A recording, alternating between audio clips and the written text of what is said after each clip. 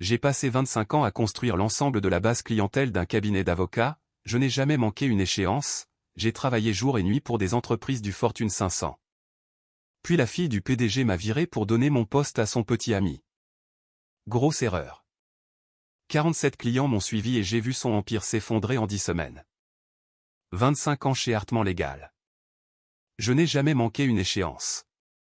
Puis, l'après-midi où je devais conclure la plus grande transaction énergétique de ma carrière, j'ai été licencié par quelqu'un qui ne savait même pas épeler. Fiduciaire, simplement parce que son nom de famille correspondait à celui de l'immeuble. Ce qu'elle ignorait, c'est que j'étais la seule raison pour laquelle 63 clients du Fortune 500 restaient, et elle venait de me donner les clés de sa propre destruction.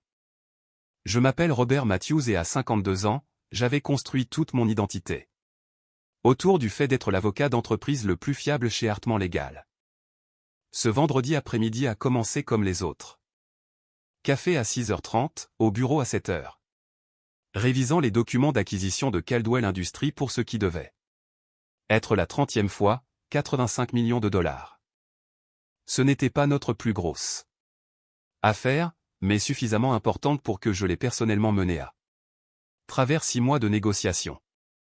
L'ironie ne m'a pas échappé, j'avais discuté de cette même transaction avec Patricia Caldwell lors d'un déjeuner au River Oaks Country Club, juste 3 jours plus tôt. Nous étions assis sur la terrasse, surplombant le 18e trou, et elle avait mentionné à quel point le conseil d'administration appréciait d'avoir quelqu'un en qui ils pouvaient avoir confiance pour leurs transactions les plus complexes. Rob, tu sais combien d'avocats j'ai côtoyés au fil des ans, avait-elle dit, coupant son saumon. La plupart nous traitent comme un numéro de transaction. Toi, tu comprends vraiment notre entreprise. Cette conversation me semblait remonter à une éternité maintenant, alors que je fixais la notification par email qui apparaissait à 16h15. Elle ne venait pas de mon supérieur direct, Thomas, qui était en déposition toute la semaine, mais d'Ashley Hartmann, veuillez venir à mon bureau. Immédiatement. Ashley, 29 ans, MBA de Wharton, fille de notre associé fondateur. Elle avait été nommée directrice des opérations il y a 8 semaines. Après ce que la newsletter du cabinet appelait une « revue stratégique complète ». La revue qui, d'une manière ou d'une autre, avait manqué tous les candidats qualifiés et s'était arrêtée sur la fille du patron, qui avait passé les 3 dernières années à perturber des studios de yoga à Austin. J'avais en fait essayé de lui accorder le bénéfice du doute au début. Sa présentation au associé sur la modernisation des relations clients avait quelques points valables concernant la communication numérique et l'efficacité, mais ensuite elle avait commencé à parler de changement de paradigme et de levier d'opportunités synergiques. Et j'avais réalisé que nous étions en difficulté. J'ai enregistré mon travail, redressé ma cravate et parcouru le long couloir menant au bureau d'angle qui appartenait autrefois à un associé ayant 40 ans d'expérience. Ashley avait entièrement redécoré les livres de droit et les certificats encadrés avaient disparu, remplacés par des affiches de motivation sur l'acceptation du changement et un coin méditation avec des cristaux qui coûtaient probablement plus cher que ma mensualité de voiture. Elle ne leva pas les yeux quand je frappais. Asseyez-vous. La chaise en face de son bureau était délibérément basse, un jeu de pouvoir que j'avais vu dans des livres de management amateur. Ashley faisait défiler son téléphone, des baskets de créateurs posées sur le bureau en acajou que son père avait importé d'Italie. Son petit ami, Devon, était assis dans le coin, censé prendre des notes sur son ordinateur portable, bien que je puisse voir le reflet de ce qui ressemblait à un jeu vidéo dans ses lunettes. Robert, finit-elle par me reconnaître, posant son téléphone avec une irritation visible. Nous devons discuter de votre trajectoire ici. Y. A-t-il un problème avec l'acquisition de Caldwell? Je peux vous guider à travers les sections de conformité environnementale si vous avez besoin de précisions sur les récentes mises à jour du Code environnemental du Texas. Il ne s'agit pas d'une affaire spécifique. Elle se pencha en arrière, les doigts croisés dans ce qu'elle pensait probablement être une pose de cadre. Il s'agit d'évolution culturelle, d'alignement générationnel, de la direction stratégique que nous prenons pour ce cabinet. Évolution culturelle. J'avais cumulé plus d'heures que tout autre non associé pendant 5 années consécutives. Mon taux de rétention des clients était de 96%. J'avais généré 18 millions de dollars de nouvelles affaires l'année dernière seulement, incluant 3 entreprises du Fortune 100 qui n'avaient jamais travaillé avec nous auparavant. Mais bien sûr, parlons d'alignement stratégique. Je ne suis pas Ashley. Écoutez, vous êtes compétent. Personne ne dit que vous n'êtes pas compétent. La façon dont elle prononçait « compétent » le faisait ressembler à un défaut de caractère, mais Hartman légal évolue. Nous avons besoin de joueurs d'équipe qui comprennent l'innovation, la rupture, des gens qui pensent en dehors des paradigmes traditionnels. Je retins l'envie de mentionner que les cabinets d'avocats réussissaient en pensant à l'intérieur de cadres statutaires et réglementaires très spécifiques. C'était littéralement pour cela que les clients nous payaient. L'expertise pour naviguer dans ces cadres sans qu'ils soient poursuivis, amendés ou poursuivis pénalement. Que êtes-vous en train de dire exactement? Aujourd'hui est votre dernier jour. La sécurité vous escortera après que vous ayez signé ceci. Elle fit glisser un dossier sur le bureau avec l'indifférence décontractée de quelqu'un qui commande un café. Un accord de non-divulgation. Une clause de non-concurrence. 6 mois d'indemnité de départ si je partais tranquillement. Mon estomac se serra. Vous me licenciez la veille de la clôture de Caldwell? Devon s'occupera de la transition. Elle vérifia à nouveau son téléphone. Elle était déjà mentalement passée à autre chose, après avoir détruit ma carrière. Devon, son petit ami de l'industrie du bien-être, qui avait commencé il y a 6 semaines comme coordinateur de l'expérience client. 1 semaine auparavant, je l'avais entendu demander à notre parajuriste ce que signifiait due diligence. L'homme avait un diplôme de sociologie et un certificat en coaching de pleine conscience. Devon n'est pas autorisé à pratiquer le droit. Il ne peut légalement gérer les transactions clients, ni fournir des conseils juridiques. Ce n'est plus votre problème. Son sourire était sans chaleur. Vous avez 1 heure pour vider votre bureau, et Robert, l'accord de non-divulgation est non négociable. Si vous discutez de questions clients, d'informations propriétaires, nous vous enterrons sous les litiges. Ce cabinet a de très profonds moyens. Je me levai lentement, gardant un visage neutre, tandis que mon esprit s'emballait.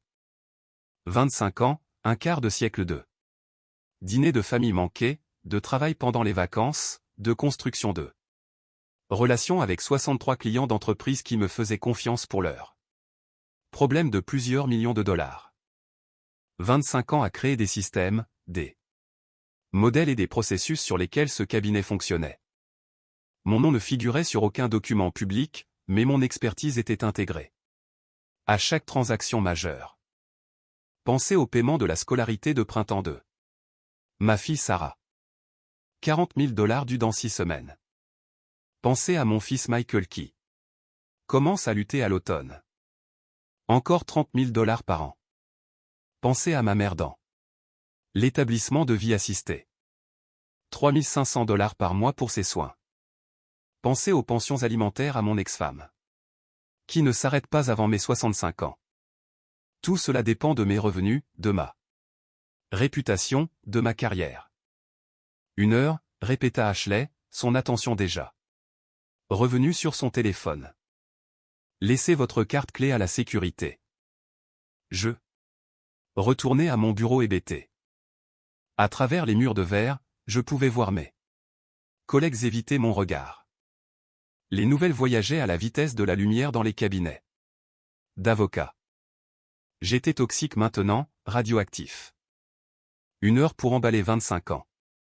J'ai sorti mon ordinateur portable personnel, celui que j'utilisais pour le travail tardif, lorsque les anciens systèmes du cabinet tombaient en panne. Mon téléphone personnel, avec des numéros que j'avais accumulés au fil des décennies. De relations avec les clients. Mes notes manuscrites, le genre de connaissances institutionnelles qui ne pouvaient pas être numérisées. Mes livres de référence avec des annotations marginales provenant de centaines de transactions. Ma tasse à café qui disait « Papa le plus chouette du monde ». Un cadeau de la fête des pères de Sarah quand elle avait 12 ans. Ce qu'il ne pouvait pas emballer dans des cartons, ce sont les relations que j'avais bâties. Les numéros de portable personnels dans mon téléphone. La confiance.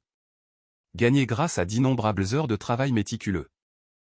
Les connaissances sectorielles accumulées au cours d'un quart de siècle de transactions dans le secteur de l'énergie, de conformité réglementaire et de gestion de crise.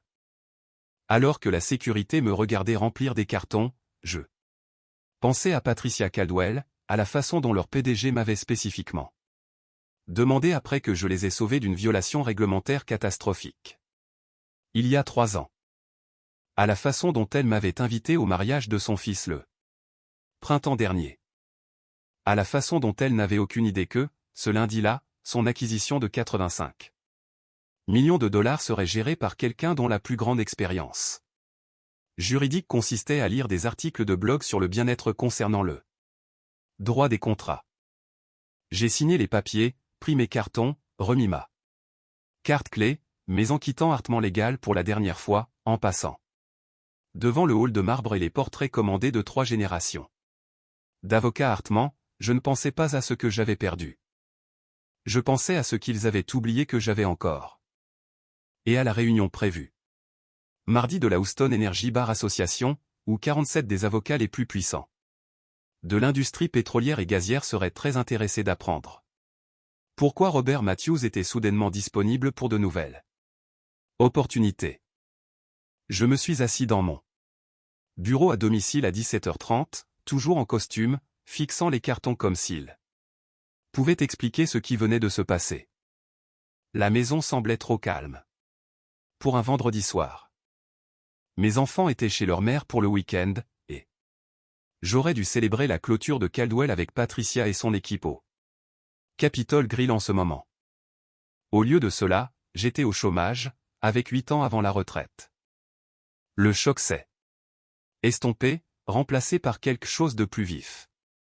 Non pas de la colère, mais de la clarté. J'ai ouvert mon ordinateur portable et j'ai commencé à faire l'inventaire de ce que je possédais réellement par rapport à ce que Hartmann Legal pensait posséder. La clause de non-concurrence était de 18 mois, mais je connaissais mieux le droit du Texas Cashley. Les clauses de non-concurrence étaient difficiles à faire appliquer lorsque le licenciement était sans motif, surtout si l'on pouvait prouver la mauvaise foi. Licencier quelqu'un pour faire de la place à un petit ami incompétent qualifiait définitivement la mauvaise foi. Premièrement, mes systèmes. En 25 ans, j'avais développé des cadres complets pour les transactions du secteur de l'énergie. Des modèles de conformité environnementale et des systèmes de suivi des changements réglementaires. Le cabinet ne m'avait jamais demandé de les transférer sur leur serveur. Probablement parce que personne là-bas ne comprenait leur valeur. Ils se trouvaient dans mon stockage cloud personnel, méticuleusement organisé, ma propriété intellectuelle créée sur mon propre temps, affinée à travers des centaines de transactions. Deuxièmement, les relations. J'ai sorti mon téléphone personnel et j'ai fait défiler les numéros.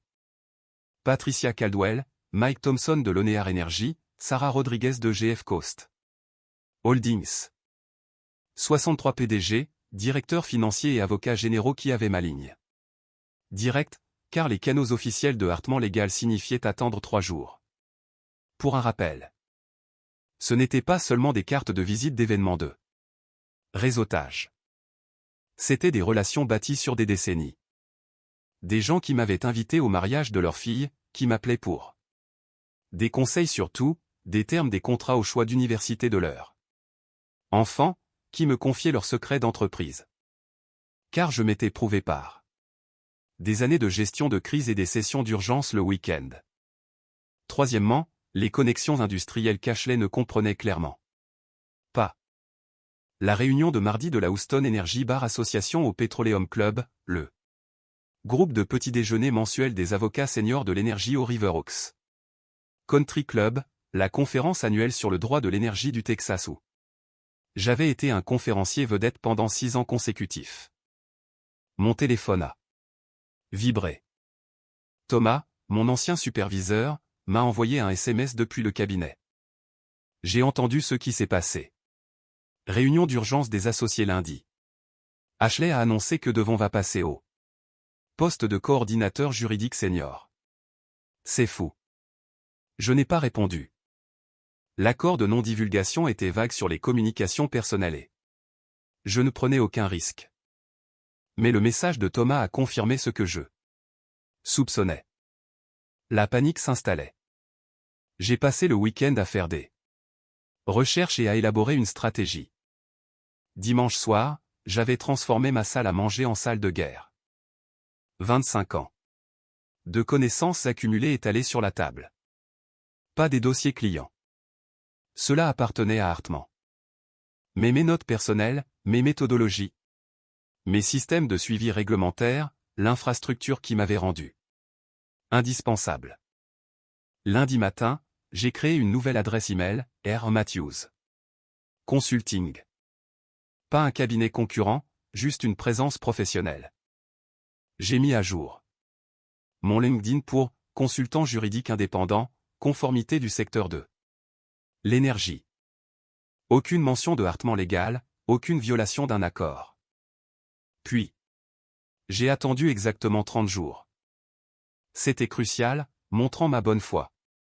Prouvant que je ne me précipitais pas pour violer mes accords. Pendant ces 30 jours, j'ai observé de loin comment Hartman légal commençait à s'effondrer.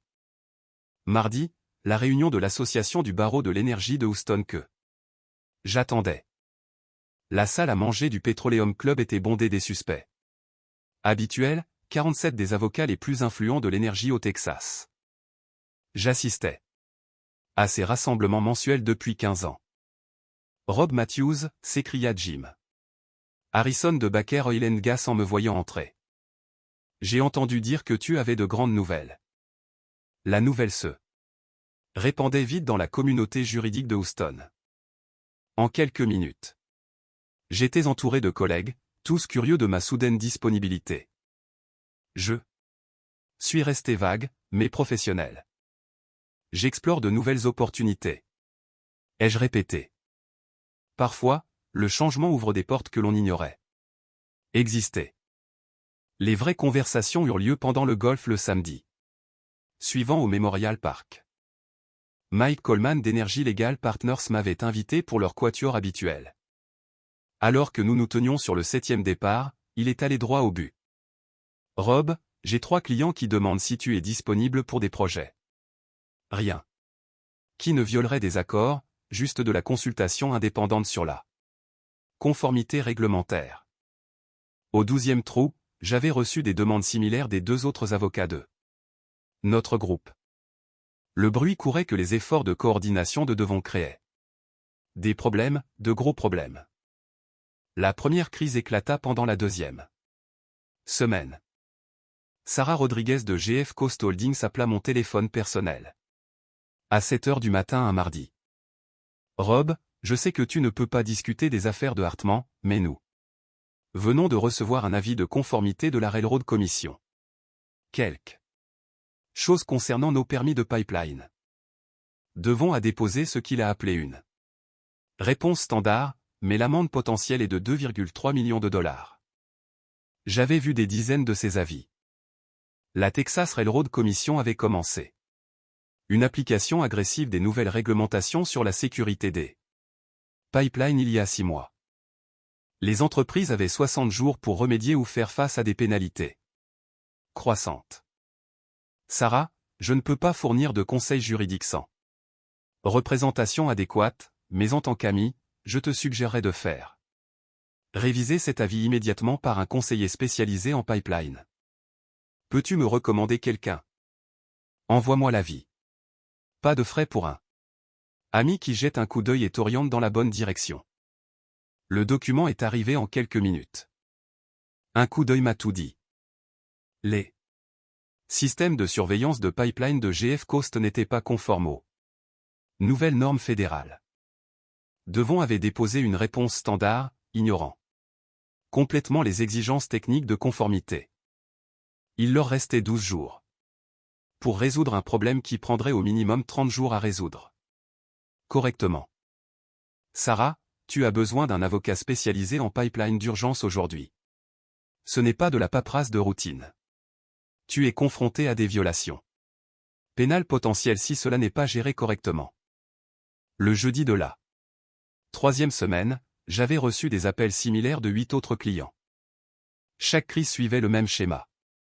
Des problèmes réglementaires complexes, des réponses incompétentes de Devon, des millions d'expositions potentielles.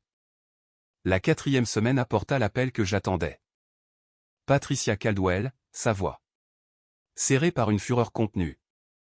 Rob, l'acquisition de Caldwell a été conclue.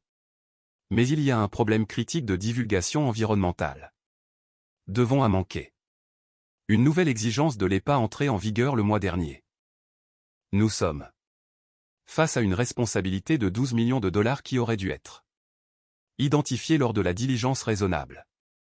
Notre conseil d'administration exige des réponses, la divulgation environnementale. Une nouvelle exigence de l'EPA qui était entrée en vigueur il y a 3 mois. Je l'avais signalé dans mes notes personnelles de transaction, mais ces notes étaient dans mes dossiers, pas dans le système de Hartman. Patricia. Je ne peux pas discuter des détails de votre transaction, mais après la fin de ma période de restriction de 30 jours la semaine prochaine, je serai heureux d'examiner votre situation en tant que consultant indépendant. Est-ce que Bailey Associates serait intéressé à nous représenter dans cette affaire? Bailey & Associates, le cabinet boutique qui gérait des affaires d'entreprises sophistiquées avec une fraction des frais généraux de Hartman. Martin Bailey essayait de me recruter depuis des années, généralement autour d'un verre au Union Bar en centre-ville. Je pense qu'il pourrait être très intéressé à discuter de vos besoins. Le cap des 30 jours est tombé un vendredi. Cet après-midi-là, j'ai appelé Martin Bailey. Rob Matthews, je me demandais quand tu allais appeler. Intéressé à discuter de quelques opportunités potentielles. Je pense que nous pourrions avoir un intérêt mutuel à explorer. Viens lundi matin. Et Rob, apporte tes clubs de golf. Je pense que nous devons avoir une longue conversation sur l'avenir. Le lundi matin chez Bailey & Associates, c'était comme entrer dans un monde différent. La Hartman légal était tout en marbre. Et en intimidation, le bureau de Bailey avait l'efficacité confortable d'un cabinet qui se souciait plus des résultats que des apparences. Martin Bailey, 68 ans, avec 40 ans de pratique à son actif, avait bâti sa réputation en étant intelligent plutôt que flamboyant. Rob Matthews, dit-il, se levant de derrière un bureau qui avait l'air d'avoir été utilisé. Je me demandais quand tu allais enfin quitter ce cirque. Je n'ai pas vraiment démissionné volontairement. Ashley Hartman m'a appelé la semaine dernière, dit Martin, son ton sec comme le Texas occidental. Elle m'a averti qu'un ancien employé pourrait tenter de violer sa clause de non-concurrence, suggérant que tout cabinet qui vous aiderait ferait face à un litige. Mon estomac se serra. Et votre réponse? Je lui ai dit que Bailey & Associates ne réagit pas bien aux menaces, surtout celles, creuses, d'enfants jouant à s'habiller avec les costumes de papa. Il fit un geste vers la chaise en face de son bureau. Un café? Nous avons beaucoup à discuter. Au cours de l'heure suivante, Martin exposa sa proposition, un poste d'avocat principal, pas associé initialement. Cela me mettait à l'abri de tout problème de non-concurrence. Un partage 60/40 en ma faveur. Une couverture complète de la responsabilité professionnelle et un soutien contentieux lorsqu'Hartman viendrait inévitablement me chercher. Le fait est, Rob, que je reçois des appels. Patricia Caldwell, Mike Thompson. D'autres? Ils ne sont pas satisfaits du service qu'ils reçoivent, mais ils ont aussi peur. Personne ne veut être le premier à quitter le navire et affronter les menaces de litige d'Ashley. Alors, que suggérez-vous? Que quitter? Le navire ressemble moins à un seau qu'à l'embarquement sur un yacht de luxe. Martin sourit. J'ai une idée, mais cela demande de la finesse. 7. Après-midi là, je me retrouvais au River Oaks Country Club, non pas pour le golf, mais pour ce que Martin appelait des « réunions stratégiques café ». Le plan était simple, laisser le bouche à oreille se propager naturellement dans la communauté des affaires de Houston, indiquant que Bailey & Associates développait sa pratique dans le secteur de l'énergie. La première réunion était avec Jim Harrison de Baker Oil & Gas, que je connaissais depuis 12 ans, grâce à l'Energy Bar Association. Nous étions assis sur la terrasse du clubhouse, surplombant le parcours, discutant de tout sauf de hartement légal. Rob, j'ai entendu dire que tu explorais de nouvelles opportunités, dit Jim, allant droit au but après avoir abordé les plaisanteries habituelles sur les candidatures de son fils en droit. Martin Bailey m'a fait une offre que j'envisage sérieusement. Bon cabinet. Solide réputation. Comment cela fonctionnerait-il avec ta situation actuelle? Rupture nette, tout est en règle. J'ai respecté ma période de préavis de 30 jours, j'ai maintenu toutes mes obligations éthiques. Jim hocha lentement la tête. Tu sais, Baker a eu quelques problèmes avec notre conseil actuel. Rien contre Hartman personnellement, mais dernièrement, il s'interrompit. Diplomatiquement. Ce soir-là, Martin appela avec une mise à jour. 3 autres entreprises ont appelé cet après-midi, la nouvelle circule. Mercredi, les appels d'urgence arrivaient plus vite que je ne pouvais les gérer correctement. Sarah Rodriguez de GF Coast Holdings appela en urgence. La Railroad Commission avait porté son amende à 4,7 millions de dollars après. Que devons et déposer une nouvelle réponse inadéquate. Sarah, je ne peux pas te représenter tant que je suis lié par des accords, mais je connais quelqu'un qui peut t'aider immédiatement. Peux-tu travailler avec eux sur ce sujet? Dès lundi prochain, oui. Le même jour, Patricia Caldwell appela avec de pires nouvelles. Rob, l'EPA ouvre une enquête formelle sur l'acquisition de Caldwell. Ils prétendent que nous avons sciemment dissimulé des responsabilités environnementales. Cela pourrait entraîner des poursuites pénales. Pour la première fois dans notre conversation, j'entendis de la peur dans sa voix. Patricia Caldwell était l'une des dirigeantes les plus coriaces de Houston, le genre de femme qui avait bâti une entreprise d'1 milliard de dollars à partir de l'entreprise de pipeline en difficulté de son père. Si elle avait peur, la situation était vraiment grave. Patricia, vous avez besoin d'un avocat spécialisé en environnement immédiatement. Ce n'est pas quelque chose que devons peu gérer avec des recherches Google. Allez-vous prendre le dossier? Je serai chez Bailey & Associates à partir de lundi. Nous pourrons discuter de la représentation à ce moment-là. Jeudi, l'appel que j'attendais, mais que je redoutais. William Hartman lui-même. Robert. La voix était plus âgée que dans mes souvenirs, tendue d'une manière qui me fit penser qu'il avait reçu des appels similaires toute la semaine. Nous devons parler. Monsieur Hartman, comment puis-je vous aider? Vous savez exactement comment. Mon cabinet est en train de perdre des clients. 23 entreprises ont mis fin à notre représentation en 2 semaines. Cela doit cesser. Monsieur.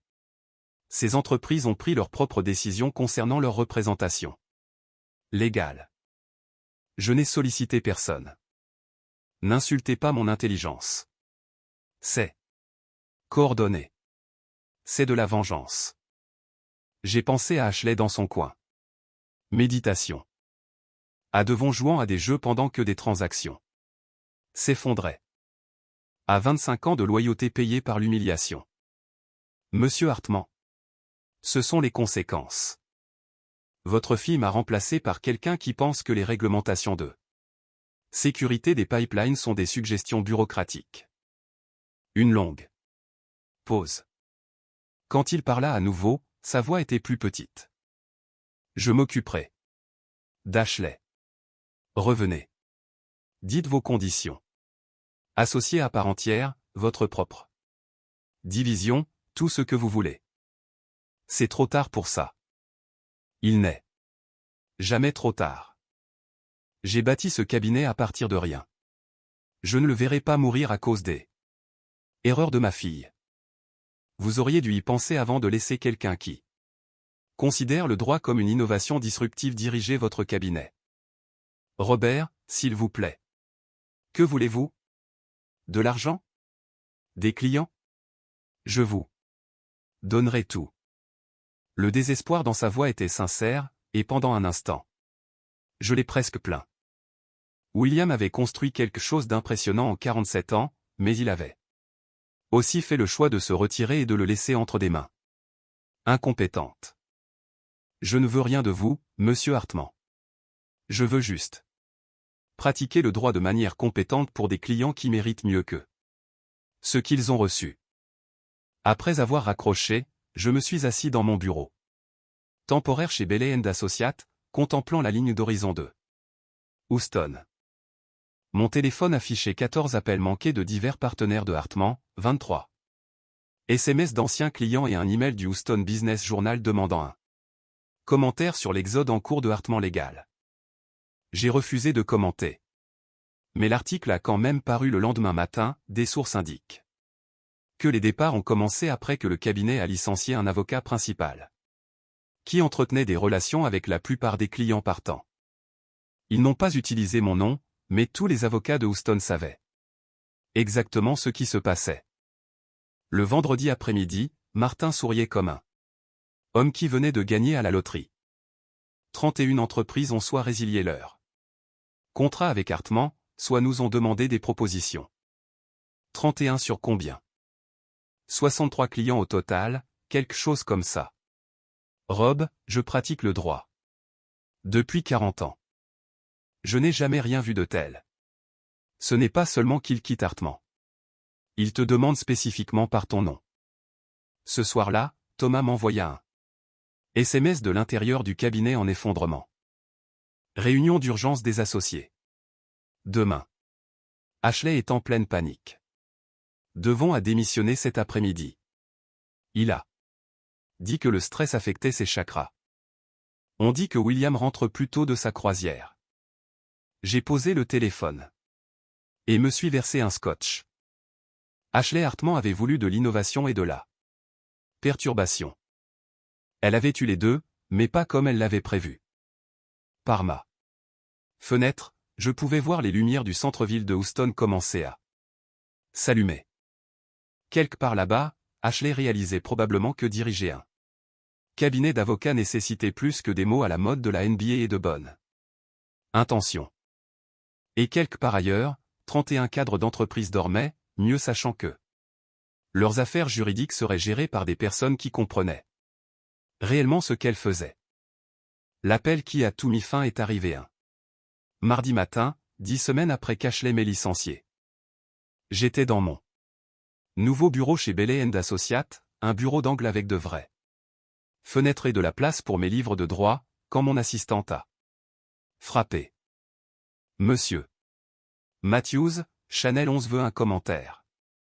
Hartman Legal vient de déposer le bilan au titre du chapitre 11. J'ai allumé la télévision de la salle de conférence. Le présentateur était au milieu d'une phrase, point à confirmer que le cabinet d'avocats de 87 ans a déposé une demande de réorganisation d'urgence. Après avoir perdu environ 76% de sa clientèle du Fortune 500 au cours des 2 derniers mois. Le déclin rapide du cabinet est attribué à ce que des sources décrivent comme des décisions de gestion catastrophiques de la part de la direction récemment installée. L'écran montrait Ashley Hartman devant le tribunal fédéral. Flanqué d'avocats de Bradford & Associates, le cabinet spécialisé dans la gestion de crise d'entreprise. Elle ne ressemblait en rien à la femme d'affaires confiante, titulaire d'un MBA. Qui m'avait licencié 10 semaines auparavant. Les vêtements de marque avaient disparu, remplacés par un tailleur conservateur qui semblait emprunter des cernes sous les yeux racontait l'histoire de quelqu'un qui n'avait pas dormi correctement depuis des semaines. Pendant un instant, je l'ai presque plainte.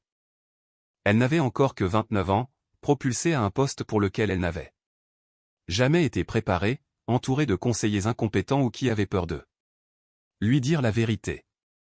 Pas de commentaire, répéta-t-elle au journaliste, mais un journaliste insista. Mademoiselle Hartmann, est-il vrai que du personnel non autorisé gérait des transactions de plusieurs millions de dollars? Comment répondez-vous aux allégations de faute professionnelle de 18 entreprises différentes? La sérénité d'Ashley finit par se briser. C'est une attaque coordonnée orchestrée par des concurrents. Qui? Faites-vous référence à Robert Matthews, l'avocat que votre cabinet a licencié il y a 10 semaines? Un autre journaliste l'interrompit. Ce n'est pas. Il ne s'agit pas d'un individu.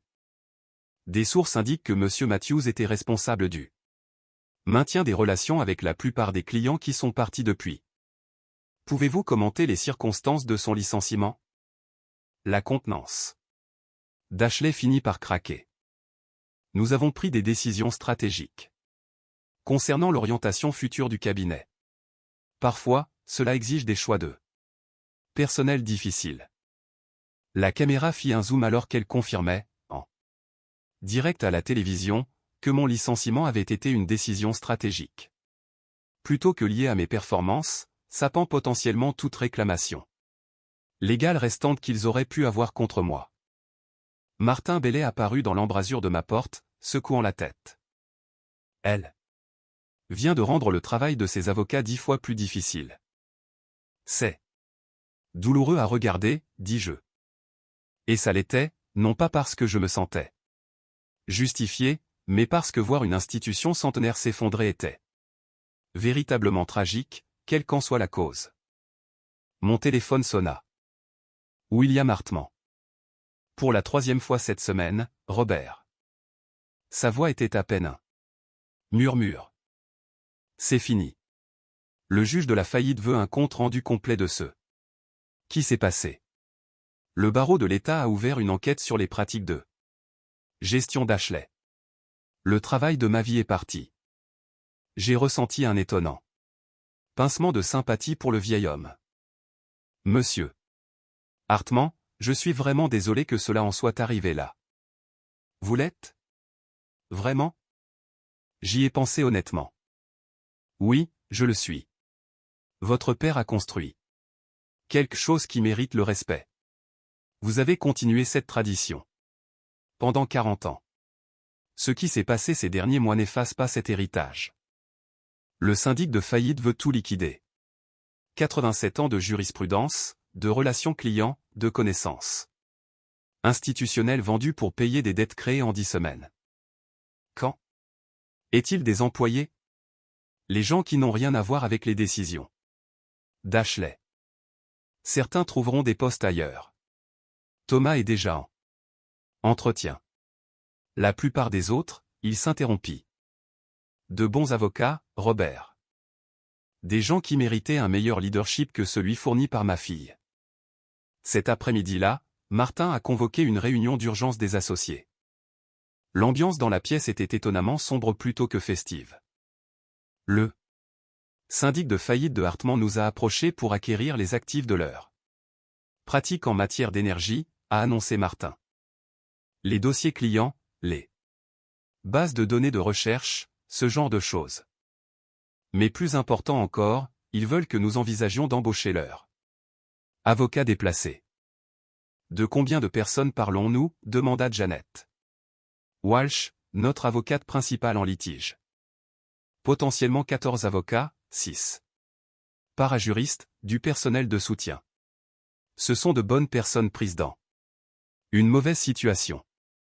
Au cours de la semaine suivante, je me suis retrouvé dans l'étrange position d'interviewer mes anciens collègues. Thomas fut le premier, l'air plus vieux que dans mes souvenirs, mais soulagé. D'être loin du chaos. Rob, je te dois des excuses, dit-il, s'installant sur la chaise en face de mon bureau. Je savais que ce qu'Ashley faisait était mal. Mais je pensais pouvoir gérer les dégâts jusqu'au retour de William. Vous essayez de protéger vos gens. Je comprends ça. Quand même, j'aurais dû parler quand elle vous a viré. Nous aurions tous dû le faire, mais elle avait clairement dit que toute personne de plus de 45 ans allait être transitionnée de toute façon.